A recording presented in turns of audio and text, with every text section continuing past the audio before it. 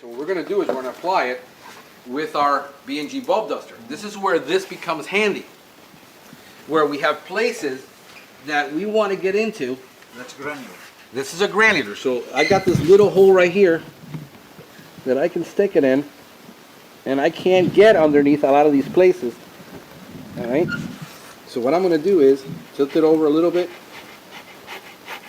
You can hear it going back there. It has to be placed in the void. That's a void. This is a void. It's that space between the floor and the floor of the cabinet and the floor that we're sticking this product in. Another place you can apply it is, you know, something that isn't going to be moved, like the washer and dryer. So how much of the product are you going to apply? I mean, Well, you only need very little. You can hear it going through. That's more than enough. If the roach is back there, they're going to find it. Remember, I told you it's advantageous, all right, for us to have this problem because it allows us to go where the roach is to be able to put it. So we're going to stick it in here in this hole under here. He's like, you guys are still here? All right, so. I'm messing in my house. Perfect. Yeah, we've got that hole that I said it was advantageous to have it. This is where it comes handy. So you can see if I can squeeze it, you can see the product in there. Yes. See in the little hose? Yes. So it's basically just squeezing in there. So about 4 or 5 puffs.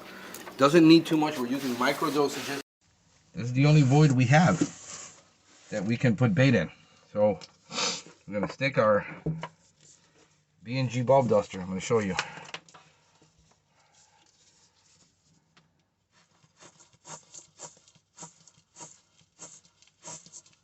Now we have bait back there. They like to hide in places down here, the voids, what is known as a void in the wall. Once we seal that big hole, they're behind that wall, but they can't make it through because they're really big. But they might still be here, nymphs might still be in there, but with the bait, we're going to deal with the nymphs, but the adult roaches are hiding. They're hiding behind that dishwasher hole, they're hiding in this hole. So what we're going to do is very simply, look for the hole that the builder left, and put a hose in there, and we're going to put a bait product that is a granular bait product just to deal with large roaches. And we'll do the same thing like behind.